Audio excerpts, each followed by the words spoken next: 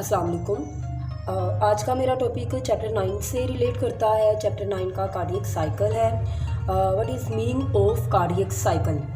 Cardiac cycle का basically मतलब है for the contraction and relaxation of heart is called one cycle of contraction and relaxation of heart is called cardiac cycle. अब contraction और relaxation का meaning क्या है? जब ब्लड पूरे तरीके से इसके अंदर ब्लड उसके अंदर हार्ट के अंदर फिलअप हो जाता है तो रिलैक्सिंग फॉर्म में जब हार्ट होता है तो उसको फील करता है। जैसे ही वो कॉन्ट्रैक्ट करता है तो वो सारा ब्लड आगे प्रॉपल कर देता है। अब वो आगे प्रॉपल करता है, इस पूरे एक ड्यूरेशन को एक कार्डियक साइकिल कहते हैं, कॉन्ट्रैक्शन और रिलैक्सेशन पर जो बेस करता है। और इसके बाद जो इसके स्टेप्स हैं वो हैं कार्डियक सिस्टोल, आर्ट्रियल सिस्टोल और डायस्टोल और ventricular diastole.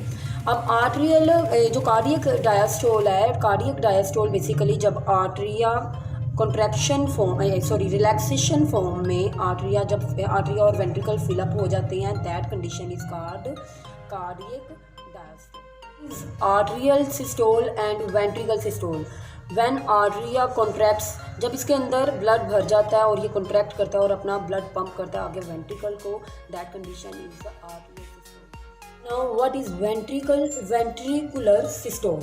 Ventricular systole means when blood comes into the ventriculars, then it contracts and transfer the blood to the body and lungs.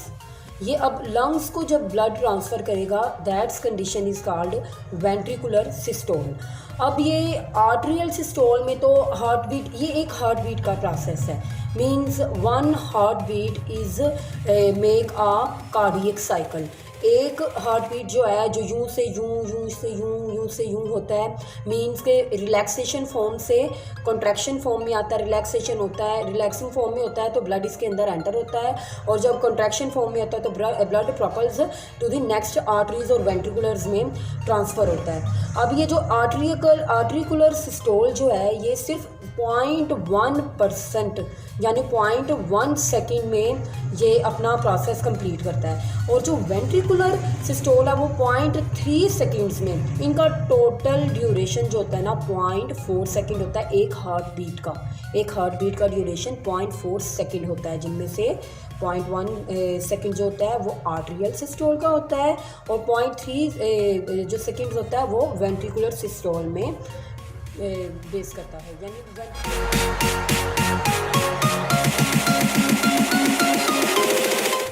ये जो टॉपिक है ये हमें मेरा हार्ट रेट है, जो कि पहले पल्स रेट और हार्ट रेट जो ऑलमोस्ट कार्डियक साइकिल से ही मैच करता है।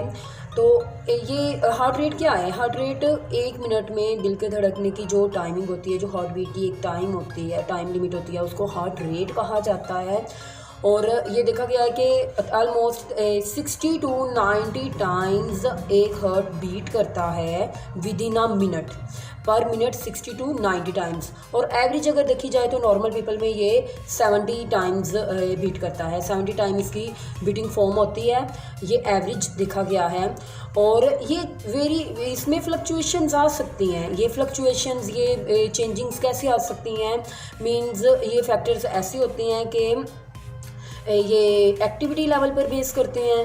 मींस अगर आप फिज़िकल एक्सरसाइज कर रहे हैं दैन ये हार्ट रेट थोड़ी फ्लक्चुएशंस में आ जाती है, ज़्यादा हो जाती है, चेंज होकर ज़्यादा हो जाती है। या कोई स्ट्रेस लेवल में आ जाते हैं, आप स्ट्रेस कंडीशन में हो तो ये हार्ट रेट या तो बहुत ज़्यादा कम हो जाती है या थोड़ा सा अप लेवल पर चली जाती है। ये फ्लक्चुएशंस आती रहती हैं। यूजुअली देखा गया है कि हम एक हार्ट को हम अपनी हार्ट बीट को हम अपनी पल्स रेट के साथ चेक करते हैं। ज़्यादातर यही देखा गया कि पल्स रेट से हम अपनी हार्ट बीट को चेक करते हैं।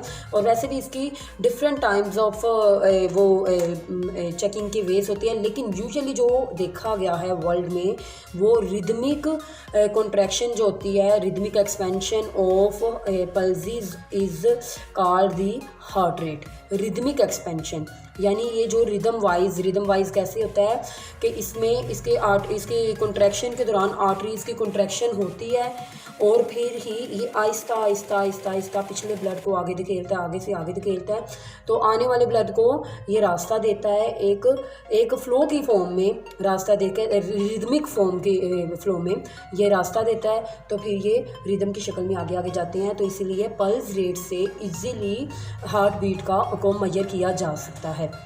लेकिन इसको चेक करने के लिए, हार्ट बीट को चेक करने के लिए और भी डिफरेंट काइंड्स ऑफ ये होती हैं, वेन्स होती हैं, पल्सेस के अलावा पल्सेस होती हैं, मीन्स दैट जो स्किन के नियरेस्ट होती हैं। एक तो होगी हमारी रिस्ट वेन और एक हमारी ये जो फुट वेन जो बिल्कुल फुट के ऊपर होती है, और दूसरी हमारी ये जो नेक वेन्स होती हैं, इनके साथ भी हमें बीटिंग फॉर्म का पता चल सकता है हार्ट की।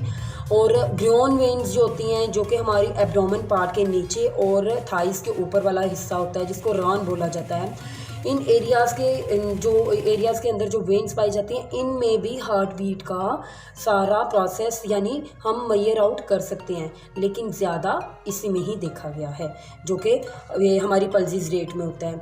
और अगर ये देखा जाए कि जब फिज़िकली ये चेंज हो जाती है और इसको बढ़ने नहीं देना चाहिए, क्योंकि ये पल्सेस रेट बहुत ज़्यादा एक्सट्रीम हो जाती हैं जब एक्सट्रीम एक्सरसाइज की जाए या थोड़ी सी यानी फ़िज़िकल एग्जॉशन की बेस पर या एक्सरसाइज की बेस पर इसको देखा गया है कि ये ज़्यादा हो जाती है और जिसकी वजह से ये अपना लेवल खो देती है।